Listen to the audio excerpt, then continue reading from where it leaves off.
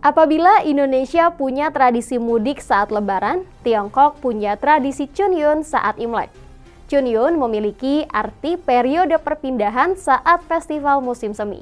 Chunyun bahkan disebut-sebut sebagai pergerakan manusia terbesar karena melibatkan ratusan juta orang. Nah, bagaimana sih pemerintah mengelola dan mengatur Chunyun menjadi perjalanan yang tertib dan juga nyaman? Dan apa yang bisa kita pelajari dari apa yang sudah dilakukan oleh pemerintah Tiongkok? Simak ulasannya di Jurnal Barata.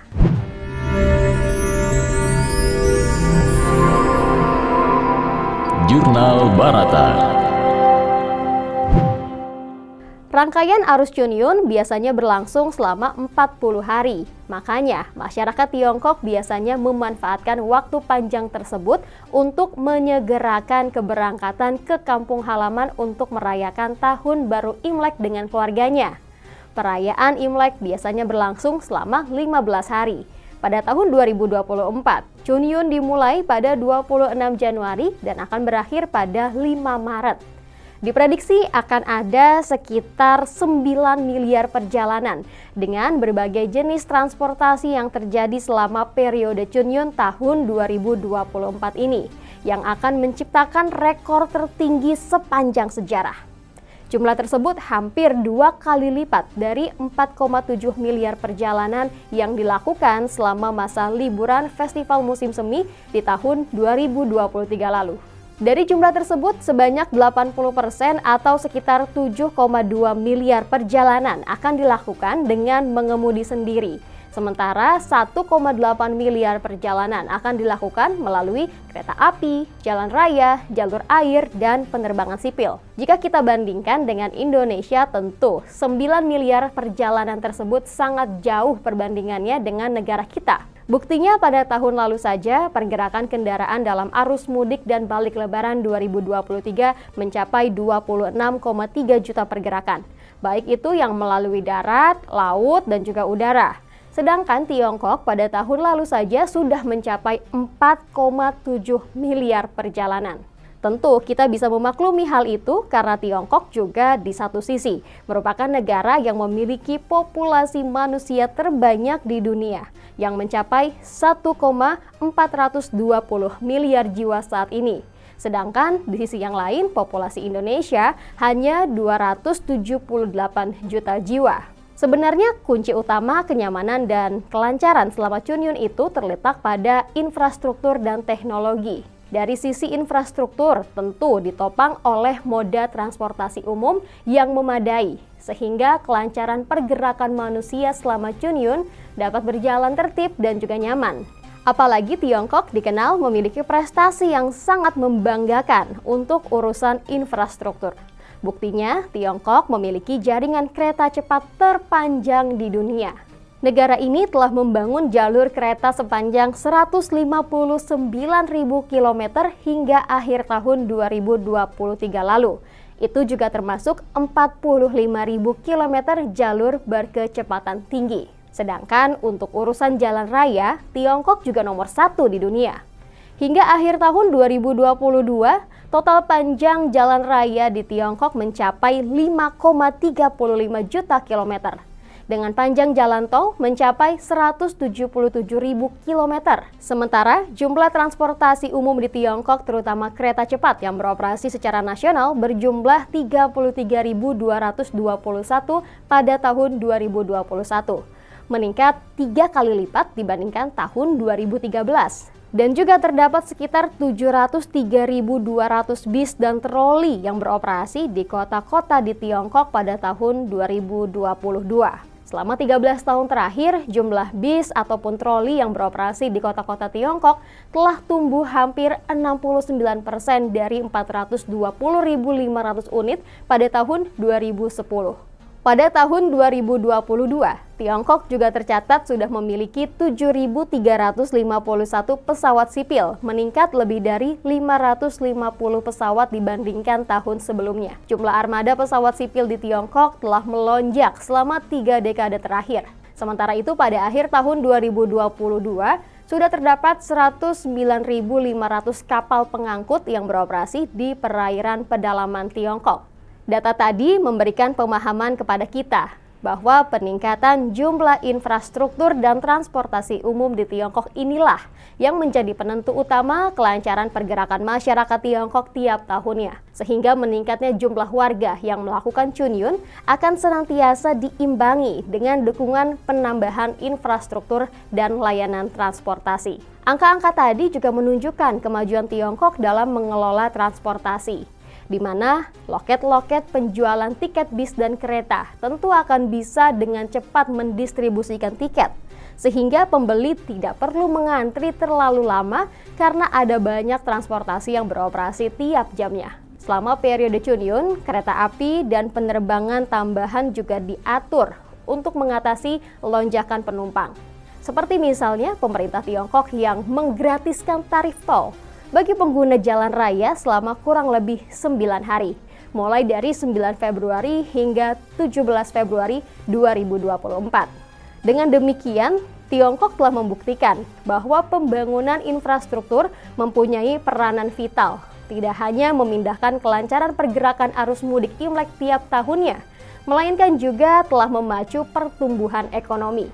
Komitmen pemerintah Tiongkok dalam pembangunan infrastruktur yang dibarengi dengan perhitungan dan perencanaan yang matang telah terbukti memberikan manfaat yang sebesar-besarnya bagi kesejahteraan rakyat.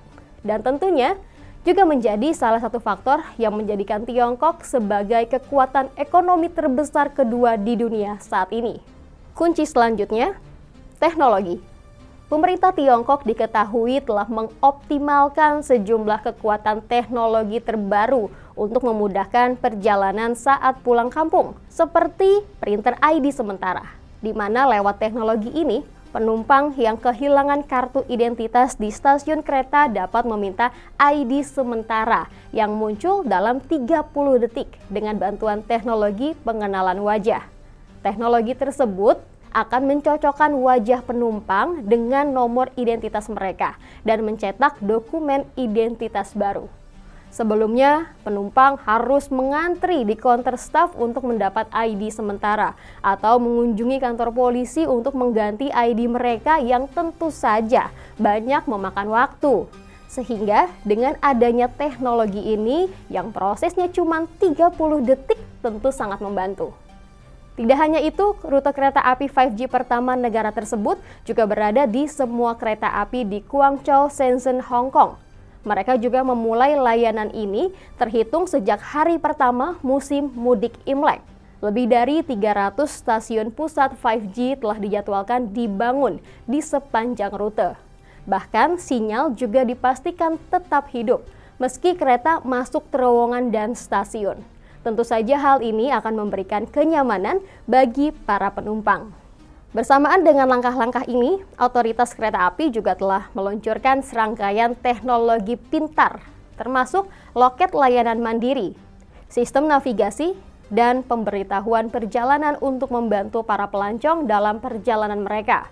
Sedangkan untuk urusan penerbangan, Tiongkok juga mengerahkan 4 unit pesawat ukuran besar C919 dengan teknologi 5G untuk pertama kalinya melayani angkutan tahun baru Imlek. Yang tidak ketinggalan untuk urusan keamanan ada pula robot keamanan yang dilengkapi dengan teknologi jaringan 5G yang membantu para staf di stasiun kereta api untuk mendeteksi orang-orang dengan perilaku mencurigakan. Robot ini menggunakan kecerdasan buatan untuk menganalisis perilaku orang-orang di stasiun. Nah, yang tidak kalah canggih ada pula kacamata pengenal wajah real-time yang digunakan oleh petugas polisi yang dirancang untuk meningkatkan keamanan publik. Kacamata ini digunakan oleh polisi untuk memburu buronan dan menemukan identitas palsu hanya dengan 1 kali melihat. Keren banget ya!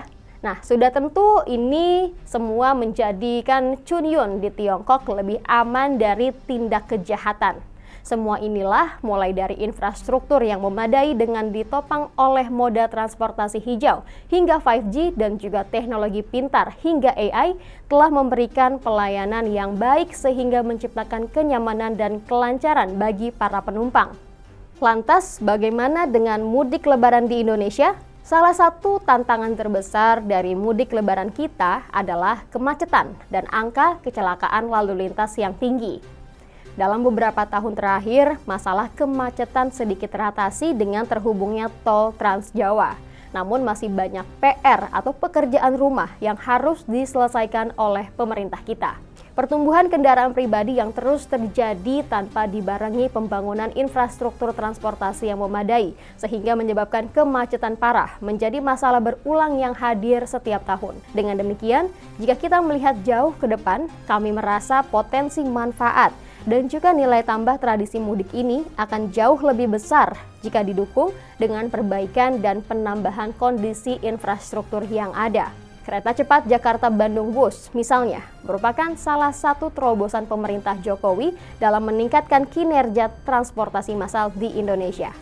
Apalagi kehadiran Wush mendapatkan sambutan yang cukup baik sejak mulai beroperasi pada 17 Oktober 2023 lalu. Buktinya terhitung hingga 24 Januari 2024. Tepat 100 hari beroperasinya, ternyata Wush telah mengangkut 1,45 juta penumpang.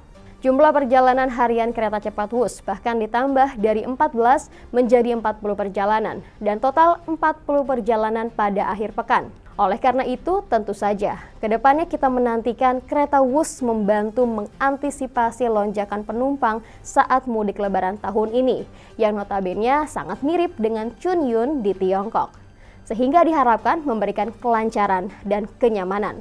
Semoga kita bisa mengambil pelajaran dari apa yang sudah dilakukan di Tiongkok hari ini dalam membangun negaranya melalui infrastruktur dan teknologi, sehingga infrastruktur dan teknologi kita juga dapat berkembang dan merata ke semua wilayah, guna bertujuan untuk mewujudkan Indonesia Emas 2045.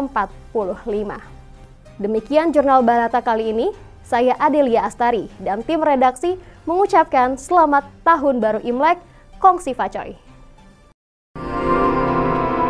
Demikian Jurnal Barata.